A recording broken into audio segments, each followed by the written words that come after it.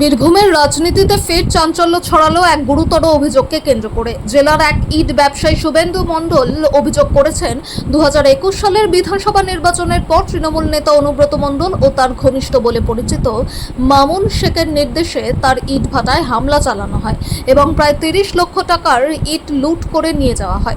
অভিযোগকারীর দাবি, দীর্ঘদিন ধরে তার ব্যবসা থেকে তোলা দাবি করা হলেও তিনি তা দিতে অস্বীকার করেন। পাশাপাশি তিনি বিজেপি সমর্থক হওয়ায় রাজনৈতিক কারণেও চাপের মুখে পড়তে হয়েছিল বলে অভিযোগ। শুভেন্দু মণ্ডলের বক্তব্য, তৃণমূল ক্ষমতায় ফেরার পর তার ব্যবসা প্রতিষ্ঠানকে লক্ষ্য করে হামলা চালানো হয়, ভাঙচুর করা হয় এবং বিপুল পরিমাণ ইট লুট করা হয়। তিনি জানান, ঘটনার পর 2021 সালেই অনুব্রত মণ্ডল, মামুন শেখ সহ মোট 13 জনের বিরুদ্ধে লিখিত অভিযোগ দায়ের করেছিলেন। তবে সেই সময় প্রশাসন বা পুলিশের পক্ষ থেকে কোনো কার্যকর পদক্ষেপ নেওয়া হয়নি বলেও অভিযোগ তার। সম্প্রতি নতুন করে পুলিশের দ্বারস্থ হয়ে ঘটনার নিরপেক্ষ তদন্ত ও দোষীদের বিরুদ্ধে কঠোর আইনি পদক্ষেপের দাবি জানিয়েছেন ওই ব্যবসায়ী।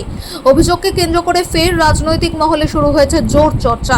উল্লেখ্য, অভিযোগের বিষয়ে অভিযুক্তদের প্রতিক্রিয়া এখনও জানা যায়নি। অভিযোগগুলির সত্যতা স্বাধীনভাবে যাচাই করা সম্ভব হয়নি। বীরভূমের বোলপুর থেকে অনির্বাণ পাজার রিপোর্ট, বিগ নিউজ বাংলা।